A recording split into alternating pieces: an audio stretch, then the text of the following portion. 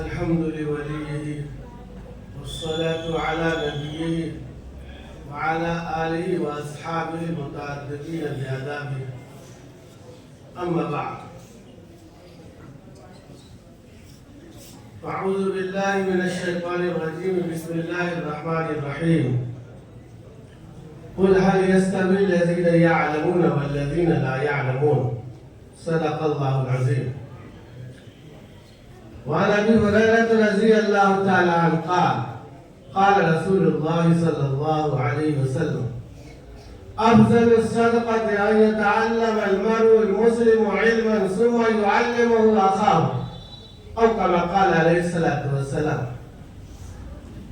معدول مفرح ہوئی و میم مکرر، معدول مفرح ہوئی و میم مکرر، اور دال سے ہے دل کی دوا نام محمد. معدول مفرح ہوئی و میم مکرر، اور دال سے ہے دل کی دوا نام محمد.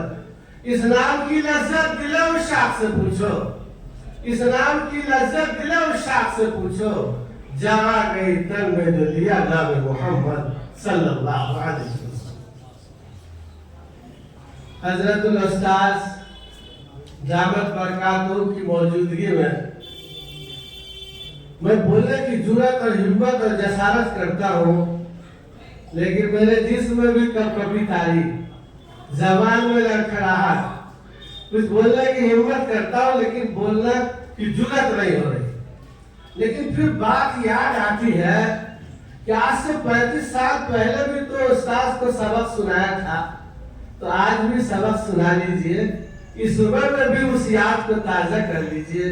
تو مجھے یاد آتا ہے اور میرے ذہن میں یہ بات آتی ہے کہ حضرت کے موجودگی میں اگر کسی سبق کا اعادہ کر دیا جائے تو میرے لیے بہت مناسب ہوگا اور آگے کے لیے راستہ ہموار ہوگا. لیکن حضرت مفتی صاحب نے جو جملہ میرے لیے انتخاب کیا کہ طلبہ کو، اساتذہ کو اور آنے والے عوام کو، ان تینوں کو آپ کو تفویض فرمائیے 3 آئٹم. تو میرے دل میں آیا کہ 3 آئٹم کے لیے تو معجون نہیں بنانا پڑے گا.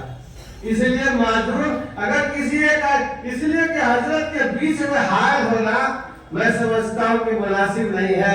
جتنی خواہش آپ کو ہے اور دل میں جذبہ ہے، اس سے کئی خواہش اور جذبہ میرے دل میں بھی ہے کہ حضرت کے نصیحانہ کلمات سے ہم اور آپ سب مستفید ہوں. اس لیے میں بیچ میں بہت ہی اختصار کے ساتھ معجون کے طور پر کچھ باتیں عرض کر سکتا ہوں. صاف ستھری بات یہ ہے کہ حضرت ابو ہریرہ رضی اللہ تعالیٰ عنہ راوی ہے، عقائد و جہاں، سرور کائنات، فخر موجودہ، سید الانبیاء، رحمت للعالمین، رسول عربی صلی اللہ تعالیٰ علیہ وسلم کا ارشاد عالی ہے: افضل الصدقہ ان یتعلم المرء المسلم علما ثم يعلمه اخاه. اے زمین کے انسانوں، اے کائناتی عالم میں بسنے والے، خوب اچھی طرح سے یہ بات سمجھ لو کہ سب سے اعلیٰ کوالٹی کا صدقہ، سب سے اعلیٰ درجے کا صدقہ یہ ہے کہ انسان علم سیکھے اور سیکھنے کے بعد دوسرے کو سکھائے. معلوم یہ ہوا کہ علم بنیادی چیز ہے اور اسی فریضہ کو یہ ادارہ انجام دے رہا ہے. علم کے بارے میں کیا عرض کروں؟ جی میں چاہتا ہے ہر مولوی مولانا کے ذہن میں جیب میں عطر کی شیشی ہوتی ہے. مسجد میں ایک آدمی آتا ہے صبح سویرے، اور جب نماز پڑھنے کے لیے آیا تو ایک آدمی گیٹی پر کھڑا ہوا، وہ یوں بولتا ہے کہ حضرت ایک مسئلہ بتا دیجیے. وہ آدمی ہے جو رات رات تہجد پڑھا، دعا کیا، نوافل پڑھا، ذکر و اذکار کیا، لیکن اگر وہ علم سے عاری اور خالی ہے، کیا پوچھتا ہے وہ آدمی؟ یہ ایک مسئلہ بتا دیجیے. وقت تنگ ہے اور ہمارا بھی وقت تنگ ہے، اس کا بھی وقت تنگ تھا. کیا کہ اس شیشی کے اندر رب العالمین آسمان و زمین کو رکھنے پر، بلکہ 7 آسمان اور 7 زمین کو رکھنے پر قادر ہے یا نہیں؟ تو آدمی بولتا ہے کہاں آسمان، کہاں زمین، این الدلالہ، این الارادہ، کہاں این الارض، این السماء، کہاں آسمان، کہاں زمین، اور یہ چھوٹی سی شیشی میں کہاں وہ آدمی چلا گیا اندر، کام بن گیا. لیکن دوسرا آدمی جو شمس العلوم ادارہ جیسے اداروں سے فارغ تعلیم یافتہ تھا، اس سے دوسرے دن پوچھتا ہے کہ یہ بتاؤ کہ اس شیشی میں رب العالمین آسمان و زمین کو لانے پر قادر ہے یا نہیں؟ تو وہ آدمی کہتا ہے کہ لگتا ایسا ہے کہ تم شیطان ہو. ارے یہ شیشی تو بہت بڑی چیز ہے. سورج کے علاقے میں بھی رب کائنات ساتوں آسمان اور ساتوں زمین بلکہ لاکھوں آسمان اور لاکھوں زمین کو رکھنے پر قادر ہے. معلوم ہوا کہ علم بہت بنیادی چیز ہے. اسی لیے حضرت ابو ذر رضی اللہ تعالیٰ حضرت ابو ذر رضی اللہ تعالیٰ عنہ کی روایت ہے کہ آقا کونین صلی اللہ علیہ وسلم نے ارشاد فرمایا یا ابا ذر یا ابا ذر لن تغدو فتعلم آیۃ من کتاب اللہ خیر لک ان تصلی 100 رکعت. یا ابو ذر تم صبح کرو اور کتاب اللہ رب کائنات کی مقدس کتاب سے ایک آیت اگر تم پڑھ لو تو 100 رکعت نفل نماز پڑھنے سے بہتر ہے. اور آگے تو آپ آقا نے صاف کیا یا ابا ذر یا ابا ذر لن تغدو فتعلم آیۃ من باب من العلم عمل به او لم يعمل خیر لک ان تصلی 1000 رکعت. یا ابو ذر تم کتاب اللہ سے ایک باب پڑھ لو تو تمہارے لیے 1000 نفل پڑھنے سے بہتر ہے. معلوم ہوا کہ علم کی بنیادی چیز ہے. اس لیے میں طلبہ عزیز سے خاص طور سے، چونکہ میں نے پہلے عرض کر دیا ہے کہ دو باتیں ہیں، ایک افعال اور ایک انفعال. انفعال کا مطلب ہے اثر قبول کرنا اور افعال کا مطلب ہے اثر ڈالنا. میں تو حضرت سے اثر قبول کروں گا اور آپ میں اثر ڈالوں گا. اپنے اندر کوئی کمال نہیں، میں تو علمی عملی ہر اعتبار سے کہیں دست ہو. بس ایک بات عرض کر رہا ہے کہ آپ کا وقت بہت قیمتی ہے اور آپ کو کمال حاصل کرنے کی ضرورت ہے. اس لیے کہ میرے ذہن میں ایک حدیث آ رہی ہے جہاں عبداللہ بن عمرو بن العاص رضی اللہ تعالیٰ عنہ ان رسول اللہ صلی اللہ علیہ وسلم، حضرت عبداللہ بن عمرو بن العاص رضی اللہ تعالیٰ عنہ کی روایت ہے، آقا صلی اللہ علیہ وسلم کا ارشاد عالی ہے ان اللہ لا يقبض العلم ان اللہ لا يقبض العلم انتزاعا ينتزع من الناس. کہ لوگوں رب العالمین انسان کے سینوں سے علم کو نہیں کھینچتے بلکہ ان اللہ لا يقبض العلم انتزاعا ينتزع من الناس ولكن يقبض العلم بقبض العلماء. لیکن علم کو اللہ پاک اٹھائیں گے علماء کو اٹھا کر.